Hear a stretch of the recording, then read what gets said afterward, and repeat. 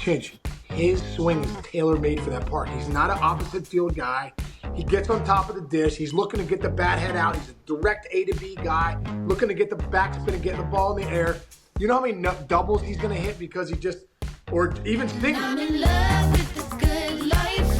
Can't give it up. Make it to the top. Keep climbing. I wanna live it up. The good life. I'm coming up. I'm coming up. The good life. Good life. Oh, good life. Good life. Good life. Boom! Coming in hot, Cincy. What's going on? We got big news. We got big news. Where are you? I'm up at, dude, I tell you what, I'm at work, and I'm at the Element Hotel here in East Rutherford, which is a nice hotel. Dude, this is the first time. There's these suites on floor 7 that you got to be Mac Daddy. I've never been in one. I've been here a couple years. Well, I'm staying only one night, so last night I checked in after the show, and they put me in this suite. Nice. Called me. I'm like, dude, thanks a lot. This is actually a nice suite. Yeah, nice kitchen there and everything. Yeah. But Sarah's not with me. I got no food. Sarah's not with me. One time, you need this because we cook all the time. I bring my own steaks on the road. It's ridiculous. But usually I bring my steak, and then this time, I got just by myself. That's all right. Bachelor for the day. You probably sleep good. So yes, we do have breaking news. Alex Bregman, you've been saying it. He should go to the Red Sox. He did. Okay.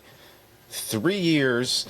It's listed at $40 million, but you love the deferrals. It's going to come out to about $30 million a year pre-deferral type stuff, which is a pretty good market for him.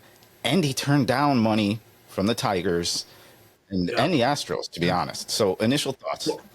Well, it's very creative on Boras' part. I mean, very creative to get 3 years, basically 3 years for 120 with 30 of it deferred. I always say, dude, guys don't realize when you're done playing, you don't make any more money in the salary. Everyone should defer some money. I actually think that. You know what I mean? Dude, it's the right place. It's the right call. When I saw this whole thing, I'm like, Bregman got to go to Boston. If he went to Detroit, dude, okay, what do they offer him? 6 years, 170 or whatever? But, dude, this is great because 3 years, he'll still be young at 33, 34. So he'll have another probably 3-year deal or a 2-year deal. He'll make more. In a couple years, the market's going to be even greater. So he'll probably make up to $200 million over these next 6 years, I would think, over $200 million. So I think that's going to be a good thing if he stays healthy. But to go to Detroit, his numbers would have suffered big time, dude. I'm sorry, that's a bomb. Yep. My numbers suffered when I went there. I was like, dude, you gotta hit it to get out there. Dude, what are his numbers at Fenway Park? Because they're incredible. He's like one of the greatest visiting players of all time. Slash line, 21 games, 375, 490, 750. He's got 9 doubles, 7 homers, and 15 RBIs. 7 homers. Oh, my God. That's a homer every 3 games in Fenway. But his swing is tailor-made for that park. He's not an opposite field guy. He gets on top of the dish. He's looking to get the bat head out. He's a direct A to B guy, looking to get the backspin and get the ball in the air. You know how many doubles he's going to hit because he just – or even singles. Sometimes you just hit a nice fly ball to left. It's a single. Bounces off the wall or whatever. So, his numbers are going to be so elevated. This is what I think. His numbers after 3 years are going to be really good. I really believe that. They're going to go to another level. Not another level, but they're going to be better than they were in Houston. I really think that. And that's going to get him another deal. That's going to get him that over $200 million deal after this 3-year deal. And dude, the Red Sox needed a right-handed bat in the worst way, dude. In the worst way. They needed that right-handed bat. And I had Alex Cora on last night, and he said something about getting a right-handed bat right when he was going off air. And I remember saying to Adney, and I go, does he know something we don't know? He said something, well, we're going to get that right-handed bat. Obviously he knew it was done yesterday. So, yeah. Talk about cool. That next contract, too. Odds are he's going to play second base. They might move a couple people around and make him a second baseman. So think about his offensive numbers at second base. Right now, here's the top 10 right now. You got Ketel Marte was 1, Altuve was 2, Simeon was 3, Donovan 4, Jazz 5. I mean, if he plays second base at his level with his offensive skill set, he might be a top 3 second baseman in Major League Baseball for the next 3 years and then have a contract offer after that.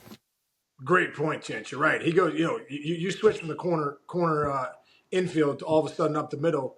Your value offensively goes to another level. Look at Jimenez getting traded to the Blue Jays solely on the fact that his WAR as a defensive player makes him worth it. You put Bregman there now, dude, he's going to be a top. This guy was a shortstop in college. He still always wanted to play shortstop in the big leagues. Did a little bit, played a little bit shortstop in the big leagues. This guy's a middle infielder. He's going to transition. If he is going to second base, he's going to transition to second base so easily.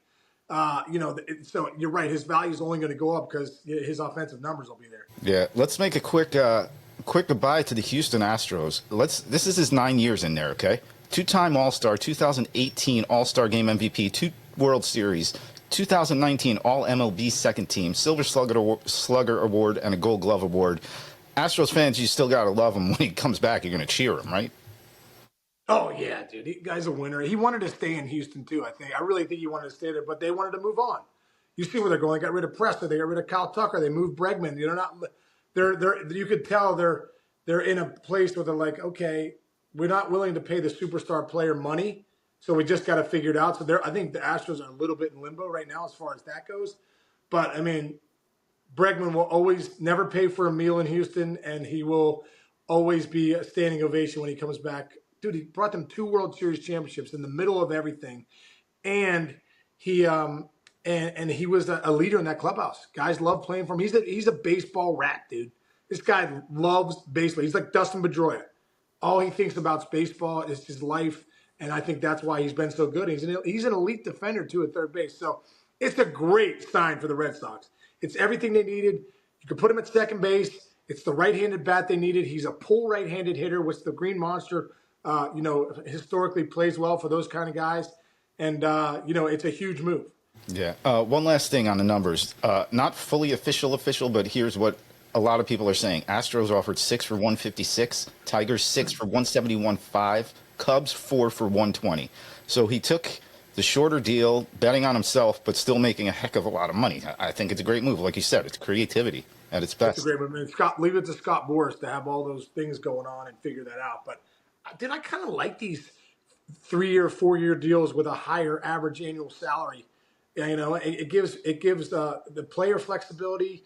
It gives the team flexibility, and you're gonna over a 3-year period you can really judge is that back end of the contract not going to be good. Sometimes it's not. Sometimes it will be. But right, yeah, I think win-win. I think it's the right call. Yeah, and also too, this also affects one other guy. This affects Nolan Arenado because I really believe had Bregman gone to the Tigers or gone to the Cubs, Arenado that day is the Boston Red Sox. There's no doubt about it. He goes to the Red Sox.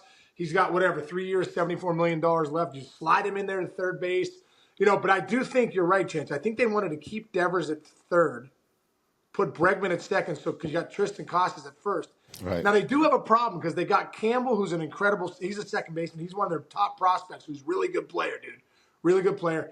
Christian Campbell, I believe his name is. And then you've got Roman Anthony, too, who hit 341 at AAA last year. They got 2 of the best prospects in baseball that are coming, that are like legit prospects, legit big leaguers. They're not like, oh, this guy's a good player, let's get. No, these guys are impact big leaguers.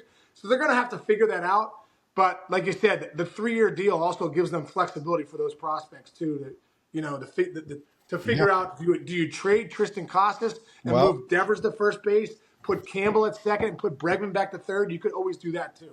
Yeah. Also, there's a couple starting pitchers for the Padres out there that are on the market. So, if you've just improved your sellability for your minor league players with the Red Sox, your bench got better, and you can move some guys around now if you really wanted to keep going and keep trying to sign guys, I think, or trade for guys. Don't you think? No, I agree, dude. Well, you've given yourself flexibility too, as far as moving guys, bringing guys in. You have the minor. Dude, the reason you have prospects too is like when I got traded from the Cleveland Indians, I was one of the top prospects, Richie Sexton. We were loaded. Danny Graves. They traded all of us away to kind of help the big league team, knowing that we were going to be good players in the big leagues. You have those prospects at times because you're trying to win a world championship. You're not trying to develop prospects always. You're trying to get pieces in with the window you have, get those guys in, win a championship, and then it's all worth it. Prospects are part of the equation to get big league pieces or to make those guys big leaguers, like like Jackson Merrill. Turns out he's going to be an incredible player. I think that's who Roman Anthony is that they have down there. But you could trade a Campbell now and maybe go get a starting pitcher, Costas and Campbell for Michael King or Dylan Cease. And to your point about those Cleveland teams, dude, they wound up trading you guys and wound up with one of the best lineups maybe in the history of baseball, and they were one run away from winning a World Series. They're one strike. Right. So there you go. All right, man.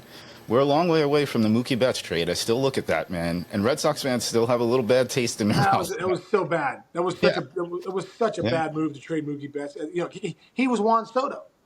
And he turns out to be Juan Soto. I mean, he's won 2 championships and he's a leader. He's everything you wanted. Like, that was such a dumb move. And dude, don't forget, they traded David Price with him. He didn't do too much with the Dodgers, but it was Price and Mookie Betts, and they only have one guy, a catcher, on their team from that trade from that day. So.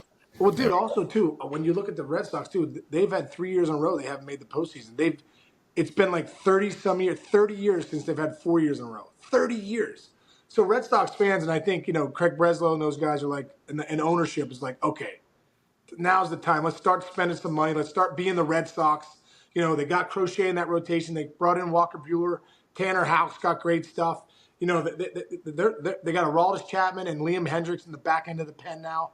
They really have some pieces. I mean, Alex Cora's got to be really happy with the lineup he's thrown out there, the bullpen and that rotation. You're playing the AL East. You can't have an inferior product that you're throwing out there every night if you're playing the AL East every night. At the end of the day, you've got to have some thunder. And it's just, like I said, it's a great sign for the Red Sox. It's exactly what they need, man. Yeah, and the perfect type of player for that manager who coached him with the Astros. Exactly. Yeah. So there's some history there with Alex Cora and Bregman. They won a championship together in 2017, and it's going to be great. Yeah, similar personalities too. He's an extension of the manager.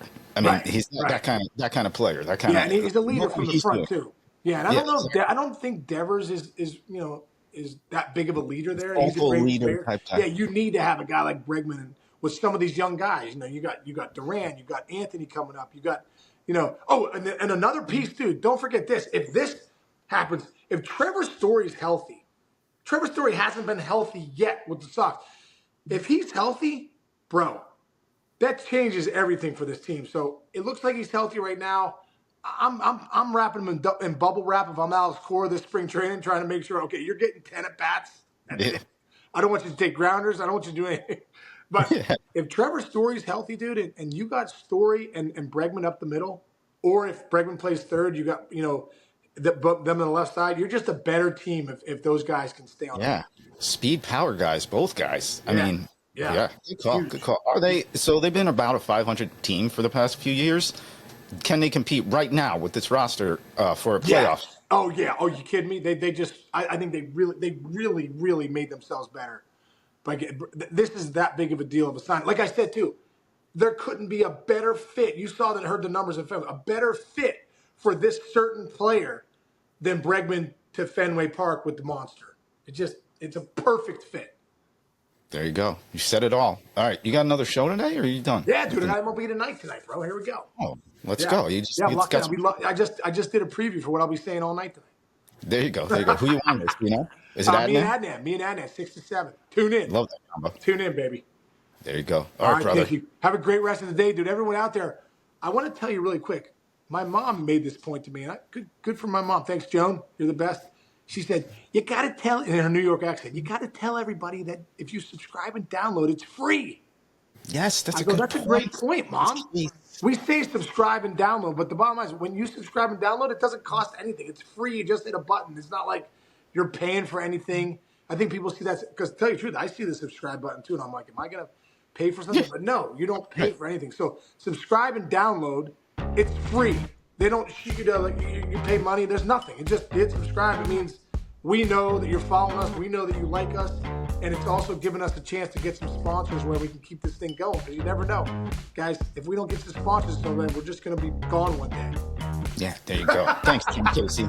Always Joan Casey with the legit stuff. Nah, she's the best. She got the wits about her. She got the wits about her. So, all right, man, have a great rest of the day, brother. Everyone out there, love you guys. Appreciate you listening. We'll catch you tomorrow. And see you.